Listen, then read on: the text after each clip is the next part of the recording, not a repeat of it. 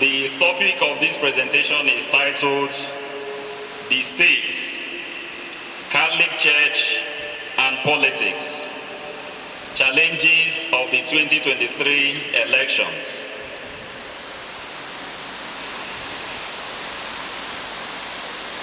I believe we all have a copy of this manuscript. Okay. You may do well to listen then. Introduction. Over the years, scholars and philosophers have engaged in intellectual debates over the proper relationship between the state and religion. Such debate has also extended to the relationship between the church and politics. There are presently some clarity as some states have definitively adopted a religion as its own religion. In multi-religious countries, the approach has been to adopt a form of secularism which permits the coexistence of religious pluralism without elevating any religion above others. There is a debate as to whether Nigeria is a secular state or a multi-religious entity. Those who posit that Nigeria is a secular state find support in Section 10 of the Constitution of the Federal Republic of Nigeria, 1999, as amended. The state section provides that the government of the federation or a state shall not adopt any religion as state religion. But Section 38 of the same Constitution expressly provides that every person shall be entitled to freedom of thought, conscience, and religion, including freedom to change his religion or belief, and freedom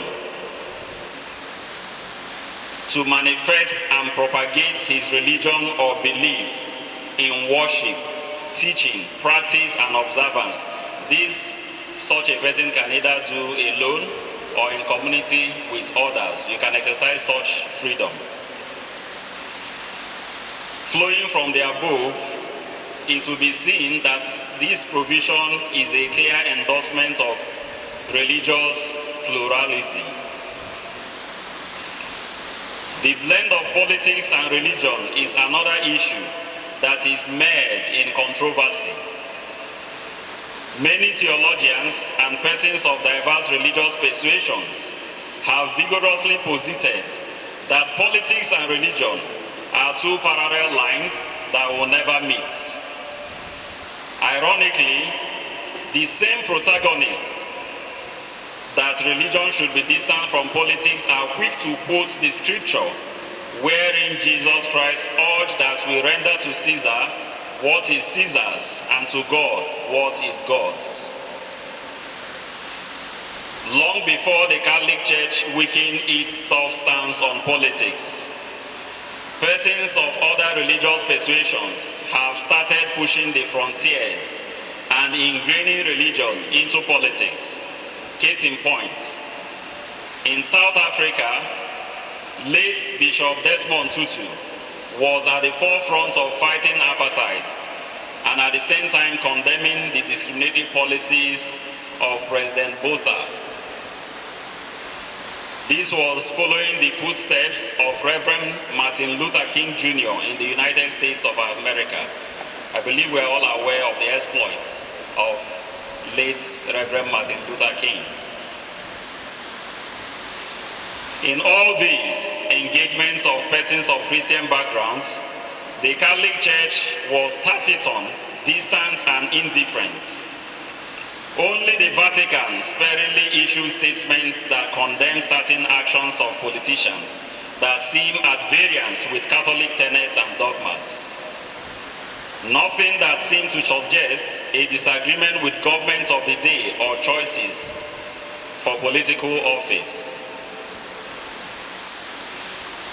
The truth, which is most evident, is that the Catholic Church seemed to have bought into the loose saying that politics is a dirty game. To that extent, the posture of the Catholic Church was, we have nothing to do with an otherwise proclaimed dirty game, and we are not morally expected to encourage our faithfuls to engage in it.